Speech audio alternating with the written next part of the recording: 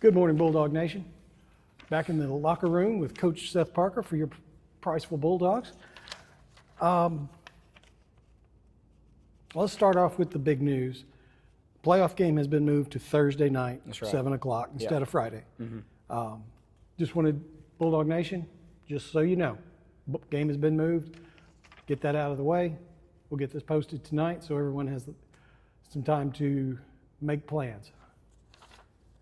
Moving on. Last week, we made the trip to Arab and came away with a huge win. Great way to finish off the season. There's a lot of things we could talk about within the capsule of that game. Some people think we made a lot of mistakes in the first half. There was some officiating issues throughout the game. But I think the second half is where we should start. Talk about how the Bulldogs performed in the second half. Yeah. Because they were outstanding. Right. Well, and I'm going to go back to the first half. I really do. I think we played well all game. We made, I'd say a handful of mistakes in the first half that kept us from jumping out to a lead at halftime. I really felt at halftime it should have been, maybe 21-7, 28-14 us. And obviously, pick six, that was a great play by them. That really wasn't a missed assignment by any kid on our team. It was just they made a great play. I mean, the kid kind of just took a chance and happened to step in front of it. Could we have executed better? Sure. But, again, it was a good play by them. Sometimes you got to tip their cap. And, right there before the half, you got a senior running back that's got one fumble in 2 years, which is about 300 carries. And I told him at halftime, I told Bronson immediately, first thing I said at halftime was, hey, if we get in that situation again, I'm giving you the ball with the same play.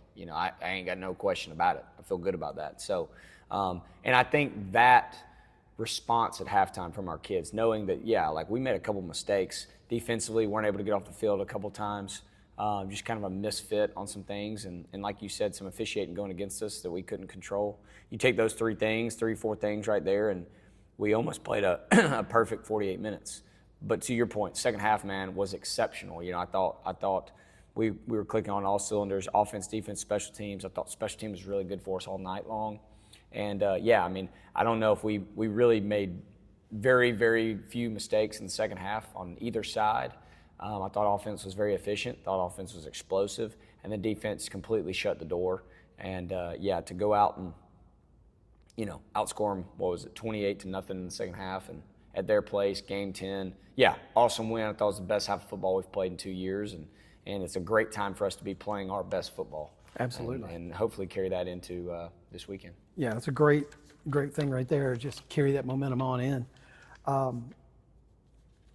know you haven't posted it yet or announced it yet, but who are the players of the week? Yeah, so obviously with kind of all the craziness of getting this game changed and the thought that goes into it and all that, and having to discuss with a bunch of people, it's probably we've delayed a little bit on getting some of that post out there. We certainly will, but players of the game this past week.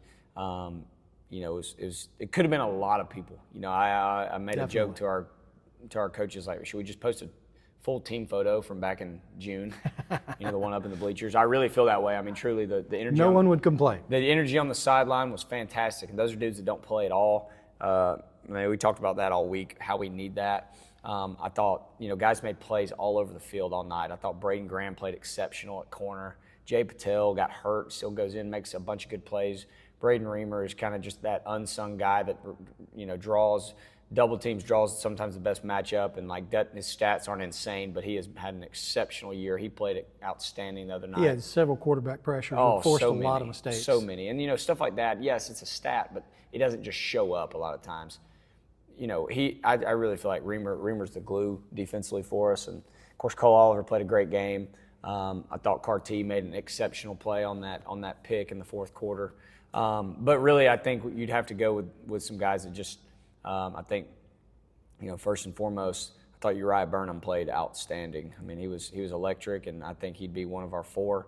I think you go Sheldon Graham, he had about 300 yards to himself with 4 touchdowns, and he's just playing lights out right now. Jack Eubanks, again, he 4 carries for 70-something yards and a touchdown, or 2 touchdowns, and just kind of iced the game for us. And then Colton Madewell, to come in and to give us, that burst of speed that he's got, finished with power. I thought those 4 right there really set the tone for us. And 3 of those played a lot on both sides of the ball too. Jack had forced a bunch of QB pressures, had a sack. I think was a forced fumble. They got called something different. All over the place. And that's Jack Eubanks for you, man. He's all over the place. He's a Swiss Army knife. And really proud of those 4. Like I said, it could have been the entire team, though. All 57 guys. It was an exceptional night, and I'm really proud of our kids. Absolutely. It was, like I said, you could have posted the team photo and nobody would have complained. Mm-hmm. It was just a team effort all the way around, everyone on the same page, and it showed. Yeah. I want to take a moment, congratulate you, the staff, the players, everybody involved. Flipping the script from 2-8 to 7-3 for the regular season is outstanding. It really highlights all the hard work that everyone has put in, and everyone should be congratulated. Thank you. Even etched in a little bit of school history with the fewest number of points given up in a 10-game season. Yep. So, bravo to everybody involved. Well, thank you. I appreciate that, and the credit goes to all the kids, man. It's all the kids. They did the work. I tell them all the time.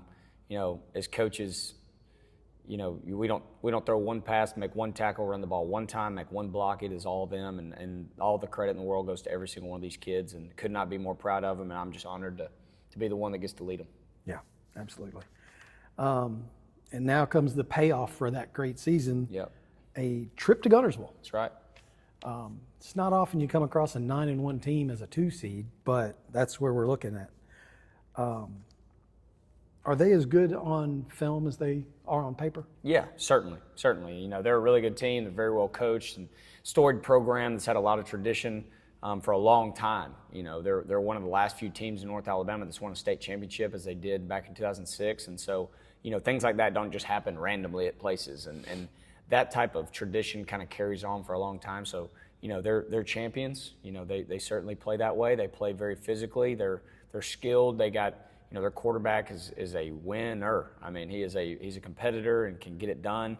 They've got a Division I receiver, true Division I receiver out wide, and a bunch of just really good, hard-nosed players that I know would lay it all on the line for Guntersville High School. And we certainly have a test in front of us. But that's what you get when you play in the playoffs. You're not going to play a sorry team. You're going to play a good team every single week, and the same's true for Guntersville. I feel like they got a pretty good team coming to their place to play too. Absolutely. So yes, they are great. We're going to have to play really well to win. But again, that would be the case no matter who we're playing this week. Yeah. How's practice been? It's been great, man. Love it. We've been able to go over to the stadium. I've had just an unbelievable bus driver that would take us over there. And, I do appreciate you doing that for us, John. I know it's not easy, and so we're thankful for that and all the support you give us. But yeah, I've been able to go over to the stadium and practice under the lights. That's something special that you don't get to experience all the time. And I think I don't tweet much or I don't X much anymore, whatever it is. But I put out a tweet the other night. Is practicing under the lights. You've done some things right if you get to practice under the lights, and I'm proud of that. And it's been a great week. I think the kids are excited. I think the attention to detail is there, the severity of what's on the line.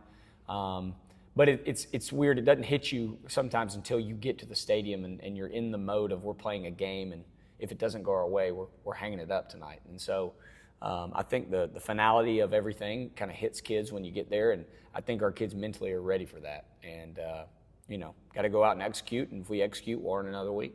Yeah, absolutely. I speak for the entire community when I say how proud we are of these boys and how hard they've worked and everything. We've talked about them for several weeks now and whatnot. And we've taken time to get to know you a good bit. And one thing we really haven't taken the time to look at is, who do you think's going to win this week, Alabama or LSU? The important questions. Yes. And that's, John, I'm going to be honest with you. Yes, good question. That's a terrible question because you know what my answer is going to be. The Tide are going to win on Saturday. I have no doubt about it. Obviously, playing a team is going to have a little bit of what they call a coach boost when, you have an interim come in. And I'm sure LSU will play exceptional. They're a good team, but, I think Alabama's got their number. and certainly nothing's going to change this Saturday. Yeah, I agree wholeheartedly. You know, I like the term you use there, coach boost, because usually, you know, you get that little surge when you change direction. Players want to prove that it's not them. It was right. You know, right. it was there was another reason. So well, and usually whoever the interim is somebody that's a player's coach that the players love, and they're excited to see that guy get a chance. And so I think that's certainly the case for I forget the guy's name that took over at LSU, but heard him speak earlier in the week. Great, you know, great on the mic, and I'm sure he'll get those kids fired up. But yeah, I'm rolling with the Tide always, man. Yeah. All right. Well, Coach, thank you for your time today. Thank you for your time all season. Bulldog Nation, Thursday night at Gunnersville. You get to avoid the rain. It's still going to be a little chilly. Come on, bundle up. Come on out. Support these Bulldogs. Support the band. Support the cheerleaders. They've all worked so hard this season. You get to see them at least one more time. With your support, we can make it 2 more times or more. So get out there to enjoy dinner at the top of the river and then come to the football game. Coach, thank you so much. Appreciate it. Anything you want to say? Hey, go Bulldogs. Love you guys. Appreciate all y'all have done for us this year. And like you said, goal is to go out and earn another week. And so with your support, hopefully we go out and that'll help us earn another week. So want to see you all in Gunnersville. And like you said, man, I got great places to eat over there. So Absolutely. go get something to eat, come support us, and go Bulldogs. Go Bulldogs.